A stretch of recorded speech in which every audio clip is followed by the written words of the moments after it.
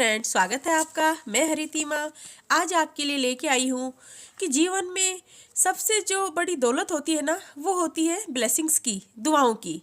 तो मैं आपको एक छोटी सी कहानी के माध्यम से ये समझाना चाहूँगी कि जीवन में दुआओं की कितनी ज़रूरत है या दुआओं का कितना महत्व है।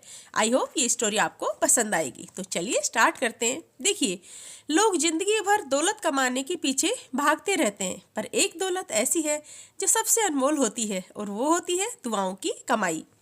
पैसा तो सब कमा लेते हैं, पर दुआओं की कमाई वही करता है जो दिल से दूसरों की मदद करता है। ये कहानी आदित्य की है, जिसने दुआओं की कमाई से जीवन की सबसे बड़ी दौलत पाई, सम्मान, सफलता और सच्चाई, और कहना चाहिए सच्ची आत्मिक खुशी और मन की शांति। आदित्य एक कस्बे में रहता था। वह होशियार था, मेहनती भी था। उसने अपनी मेहनत से अपने व्यापार को बहुत ऊंचाई तक वो लेके गया, बहुत पैसा कमाया, और वो हमेशा पैसे कमाने के बारे में ही सोचता रहता था।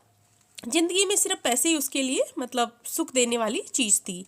वह दौलत कमाने के पीछे भागता जा रहा था, लेकिन जो मन की शांति है ना, और उसके चेहरे की मुस्कान कहीं खो गई थी इन पैसों के पीछे। एक दिन कस्बे में एक बुजुर्ग साधु आते हैं। तो लोगों ने आदित्य से कहा कि भाई, तुम तो बहुत पैसे वाले हो, साधु बाबा को कुछ दान दे दो। तो आदित्य ने कहा कि पैसा तो मैं दे दूंगा, लेकिन मुझे इसके बदले में क्या मिलेगा? आखिर व्यापारी था ना। साधु ने मुस्कुराकर कहा कि बेटा, पैसे की कमाई आसान है, लेकिन असली कमाई तो दुआओं की है।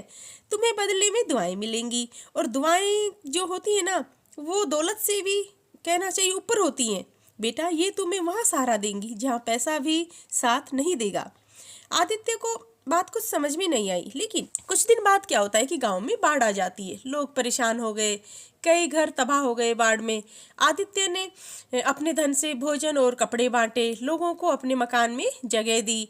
गांव वाले उसको बहुत दुआएं दे रहे थे, बहुत बेचारे रो रहे थे और कह रहे थे कि भगवान तुम्हारी झोली हमेशा भरी रखे, ईश्वर तुम्हें लंबी उम्र दे। आदित्य ने देखा कि जिन लोगों की मदद उसने की थी, वे हर रोज उसे आशीर्वाद दे रहे थे।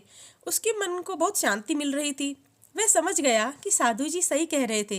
एक दिन साधु फिर आए और बोले, देखा बेटा, पैसों की गिनती खत्म हो सकती है, लेकिन दुआओं का खजाना कभी खाली नहीं होता। जब ये पैसा तुम्हें थका देगा ना, तब ये दुआएं हैं जो तुम्हें संभालेंगी। आदित्य ने ठान लिया था कि वह सिर्फ धन का व्यापारी नहीं बनेगा, बल्कि दुआओं का भी व्यापारी बनेगा। उसने अनाथ बच्चों की पढ़ाई करवाई, बुजुर्गों की सेवा की और जरूरतमंदों की मदद करने लगा। लोग कहने लगे कि आदित्य का घर सोने चांदी से नहीं, दुआओं से भरा है।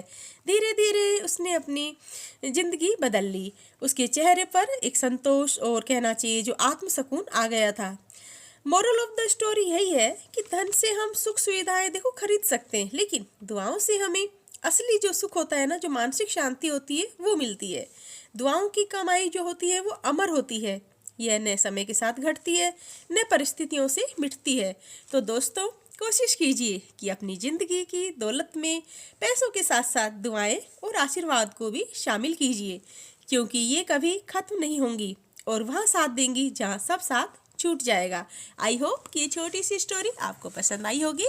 अगर स्टोरी पसंद आई हो, मेरी वीडियो जो आपको अच्छी लगती हो, तो प्लीज़ चैनल को सब्सक्राइब करें और वीडियो को लाइक करें। Thank you for watching.